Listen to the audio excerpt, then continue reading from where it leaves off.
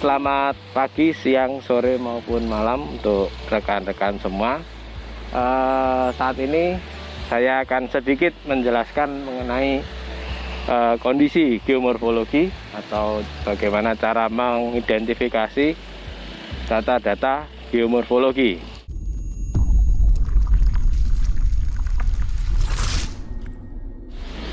Untuk mengidentifikasi data-data geomorfologi, ada beberapa hal yang bisa dicatat atau diidentifikasi. Yang pertama adalah aspek-aspek geomorfologi. Salah satunya adalah morfologi yang merupakan bentukan dari daerah tersebut. Di morfologi itu sendiri terdiri dari dua bagian, ya, ada morfometri dan ada morfografi. Di morfologi kita bisa melihat dari mata kita sendiri, ya. Kasat mata secara alami kita bisa lihat di sini ada morfologi yang datar, di belakang sana ada yang perbukitan. Jadi kita bisa lihat secara langsung dari mata kita sendiri atau dengan bantuan peta topografi, ya, atau peta kontur. Itu kita bisa lihat dari pola kontur yang terbentuk. Pola kontur yang rapat tentunya memiliki kelerengan yang lebih curam atau yang lebih berbukit, bergunung. Yang pola kontur yang lebih renggang itu menandakan lokasi yang datar seperti di sini, ya. Kemudian dari morfologi tadi ada morfometri sama morfografi. Jadi morfometri itu bagian morfologi yang bisa terukur. Seperti tadi ada kemiringan lereng, ada panjang lereng, beda tinggi, dan seterusnya. Terukur dalam artian bisa diwujudkan atau digambarkan dengan angka dan satuan. Seperti misalnya kemiringan lereng bisa persen, derajat, maupun desimal. Ya, sedangkan untuk yang morfografi ini adalah kelanjutan dari morfometri itu sendiri. Jadi itu adalah klasifikasi dari morfometri.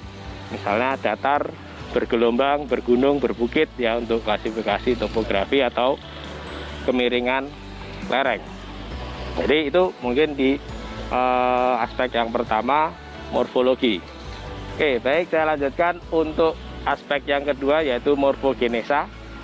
Di mana di morfogenesa terdiri dari tiga bagian, ada morfostruktur aktif, morfostruktur pasif, dan morfodinamik. Apa saja itu morfostruktur aktif, pasif maupun dinamik? Di sini kita akan melihat faktor-faktor pembentukan untuk geomorfologi dari morfostruktur aktif terlebih dahulu. Jadi morfostruktur aktif itu banyak dipengaruhi oleh tenaga-tenaga endogen, seperti ada proses vulkanisme maupun struktur di situ, yang mana nanti bisa sebagai membentuk awal dari konfigurasi di permukaan bumi. Kemudian ada faktor lainnya, yaitu morfostruktur pasif yang lebih banyak dipengaruhi oleh litologi, bisa dari segi resistensi misalnya atau tingkat pelapukan dan sebagainya, ya. Kemudian yang ketiga ini yang morfodinamik. Jadi di sini ada proses-proses seperti erosi, ya, sedimentasi, transportasi, dan seterusnya. Nah, di semua tempat di permukaan bumi ini semuanya pasti mengalami atau dipengaruhi oleh ketiga faktor tadi. Yang membedakan apa? Yang membedakan adalah tingkat efektivitas prosesnya atau mana yang lebih dominan. Apakah morfostruktur aktifnya, morfostruktur pasifnya, atau morfodinamiknya. Karena ketiganya pasti mengalami proses-proses tersebut. Apalagi ketika bagian di bumi ini sudah terangkat dari permukaan air laut, pasti sudah terkena proses morfodinamik. Ya, bisa erosi, bisa pelapukan, bisa gerakan massa, dan seterusnya. Itu nanti yang membedakan. Makanya di sini kita lihat di tempat saya berdiri ini relatif datar, ya. Kemudian jauh di belakang sana ada jajaran perbukitan.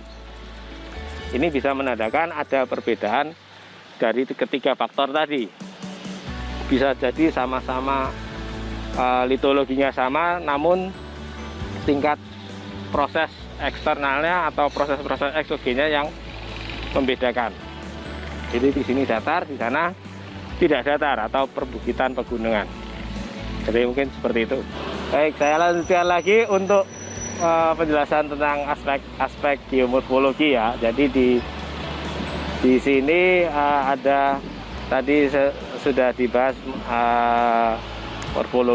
morfogenesa yang sebagai pembentuk awal maupun pembentukan di proses akhirnya nanti.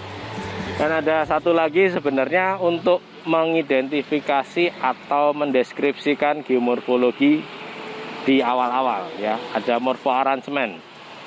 Jadi morpho arrangement ini adalah bagian dari kenampakan di permukaan bumi bisa dilihat dari aspek-aspek lainnya yang berkaitan dengan geomorfologi, bisa aspek fisik maupun non fisik. Apa contohnya di sini? Yang paling umum adalah pola aliran.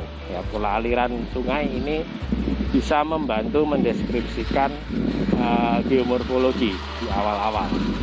Ya, contohnya beberapa pola aliran itu punya asosiasi tersendiri dengan bentukan atau proses geomorfologi yang dominan di situ.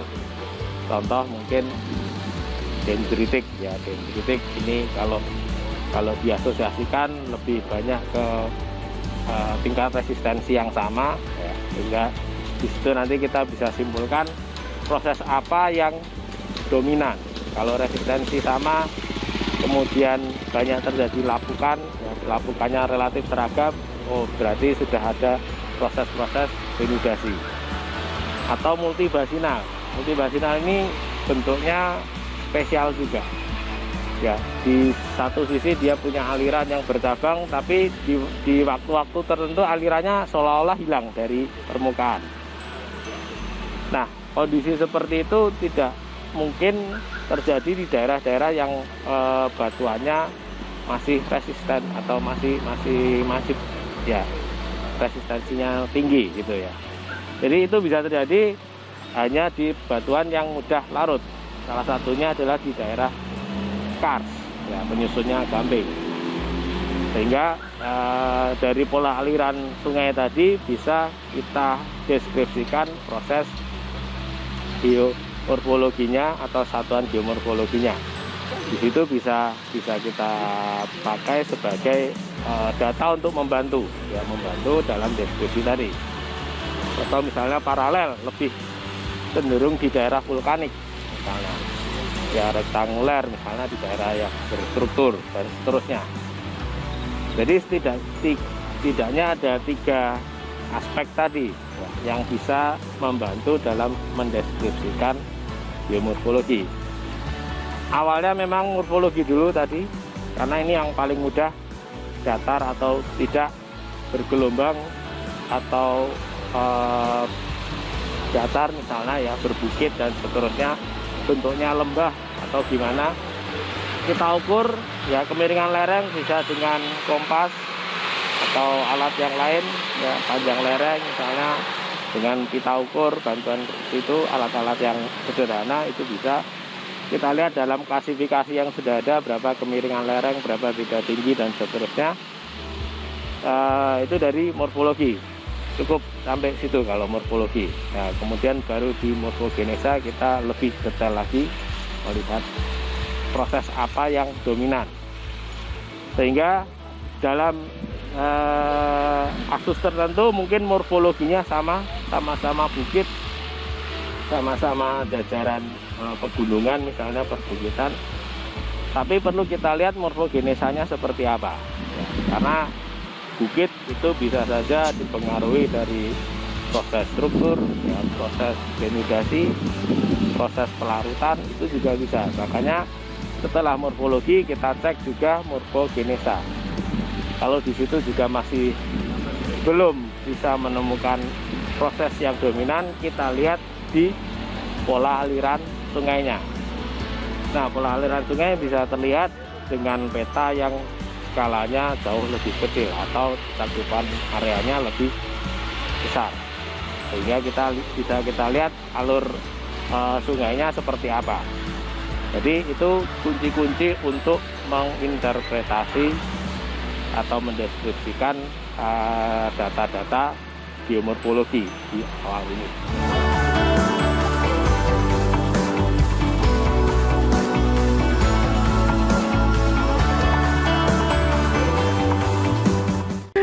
Baik, kami lanjutkan ya untuk materi tentang geomorfologi.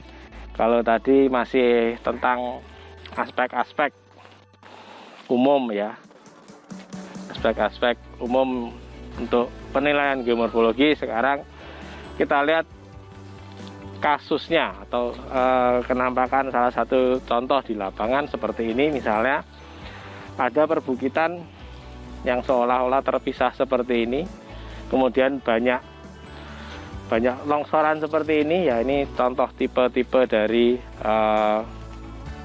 rockfall gitu ya. Jadi bongkah-bongkah batunya langsung turun ke bawah gitu ya, gerakan masanya seperti itu tipenya. Kemudian dari sekitar satu bukit ini, kalau dilihat di sekitarnya ya, di sebelah saya, di sebelah kiri saya ini sudah berbeda lagi morfologinya. Ya, kalau tadi di awal saya katakan untuk mengidentifikasi bisa dari morfologi terlebih dahulu, kemudian morfogenesa. Nah, di sini kita lihat ya, ada satu kenampakan seperti ini. Kemudian ada perbedaan tingkat lapukan. Di sini sudah relatif lebih intensif menjadi soil ya. Kita lihat sudah banyak vegetasi ya, macam-macam vegetasi di sana. Sedangkan di sini belum ya. Di sini belum. Di sini justru banyak aktivitas dari proses eksogen berupa gerakan massa itu tadi. Ditambah juga dengan resistensi batuan ya. Kalau tadi dikategorikan di morfogenesa termasuk yang morfostruktur pasif. Jadi di sini lebih dominan dari resistensi yang lebih tinggi ya kekuatannya daripada yang ada di sana tadi. Sehingga inilah yang membentuk konfigurasi topografi seperti ini. Seolah-olah dia terpisah dengan kondisi di sekitarnya. Mungkin nanti bisa dijumpai juga di lapangan kondisinya ada bukit tersendiri seperti ini, tapi litologinya tidak seperti ini, berbeda juga. Ada misalnya litologi batu gamping, dia dom yang terpisah ya, itu bisa juga. Atau bukit-bukit yang sisa ya, bukit-bukit sisa juga bisa. Atau mungkin karena faktor struktur, itu salah satu macam-macam dari morfologi yang bisa terbentuk hanya dari satu bentuk dom saja, atau bukit yang seolah-olah terpisah ini tadi. Jadi ini contoh kasusnya ya, contoh kasusnya. Seperti tadi saya katakan, semua proses itu berjalan ya, ada erosi, ada gerakan massa, ada pelapukan ya, kemudian dibentuk dari morfostruktur aktifnya dan disempurnakan lagi oleh proses-proses eksogennya. Ini contohnya seperti ini, kenampakan di salah satu perbukitan di Jiwo di Bayat. Mungkin itu dulu yang bisa saya sampaikan di kesempatan kali ini. Oke, terima kasih.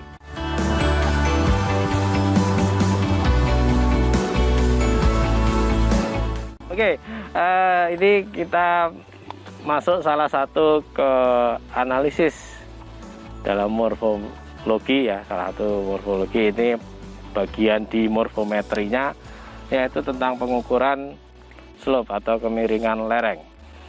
Nah, perlu diketahui untuk mengukur satu kemiringan lereng itu kita harus mencari satu tekuk lereng dulu ya, atau satu bagian yang memiliki tingkat kemiringan yang relatif sama dengan bagian yang lain, sehingga tidak bisa sembarangan kita melakukan pengukuran slope atau kemiringan lereng. Ini contohnya di sini di depan dari model yang kita gunakan ada Pak Suban dan Mas Abdur di sini. Ini di sebelah kiri itu ada slope yang berbeda dengan yang ada di sebelah kanan. Jadi itu akan menjadi acuan nanti untuk mengukur kemiringan lerengnya. Ya, itu untuk lokasinya yang dipersyaratkan seperti itu, supaya nanti ada data yang tegas dari tempat-tempat yang akan diukur kemiringan lerengnya. Jadi mencari batas atau tekuk lerengnya bisa juga dilihat atau diamati di peta topografi. Ada beda pola kerapatan kontur kalau di lapangan seperti ini. Kemudian untuk teknisnya kita setidak-tidaknya bisa menggunakan 2 orang ya, dengan satu alat bantu berupa kompas yang nanti akan diperagakan oleh Mas Abdur dan Pak Suban. Namun di sini ada catatan ya, untuk mengukur dengan 2 orang seperti ini harus memiliki tinggi mata yang sama. Bagaimana jika kondisinya tidak seperti kondisi di layar ini ya. Nah, ini nanti salah satu atau yang memiliki ketinggian mata lebih rendah harus menyesuaikan pandangannya dengan ketinggian tubuh dari yang lebih tinggi. Contoh misalnya Mas Abdur di sini ya. Mas Abdur di sini akan melihat kesejajaran matanya itu sampai di sekitar dadanya Pak Suban. Jadi ketinggiannya disamakan di situ. Kenapa ini perlu disamakan? Supaya nanti datanya lebih akurat. Karena ini terkait dengan beda tinggi, kemiringan ya, terutama slope ini kan butuh perbandingan yang sama. Jadi ketinggiannya misalnya ketinggian matanya 160 cm, ya nanti si penerima atau yang terukur yang ditembak itu juga ketinggiannya di 160 cm. Jadi tidak harus atau jangan sampai malah lebih tinggi atau lebih rendah, nanti kemiringan lerengnya pasti akan salah. Jadi ini disamakan terlebih dahulu. Nah, sebenarnya bisa dengan alat bantu misalnya tongkat yang sudah ditandai, tapi kalau kondisinya tidak memungkinkan, dengan cara seperti itu tadi, dengan menyamakan ketinggian pandangan mata. Oke, mungkin itu sedikit teknisnya. Selanjutnya akan diperagakan untuk kemiringan, pengukuran kemiringan lereng dari Pak Suban dan Mas Abdur.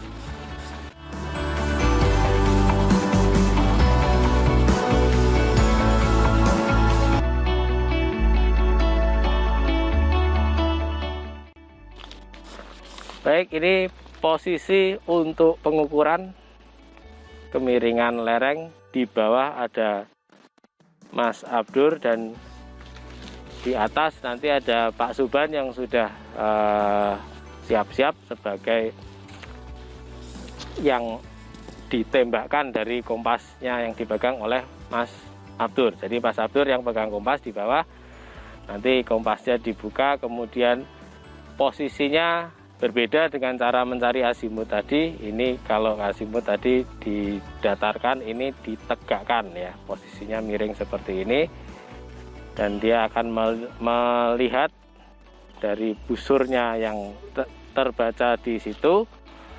Kemudian di situ juga ada angka untuk yang menunjukkan berapa derajat atau berapa persen kemiringannya.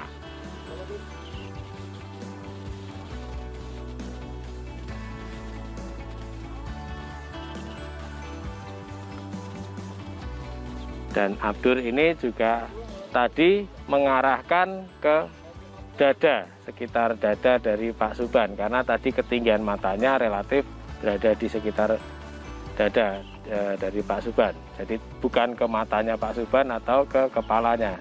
Jadi sudah disamakan terlebih dahulu ketinggian mata dari saudara Abdur. Masih mencari berapa angka yang didapat. Dan perlu diketahui juga dalam teknisnya itu perlu meluruskan nivou tabungnya. Ya, nivou tabungnya kalau posisinya tegak seperti itu di kompasnya.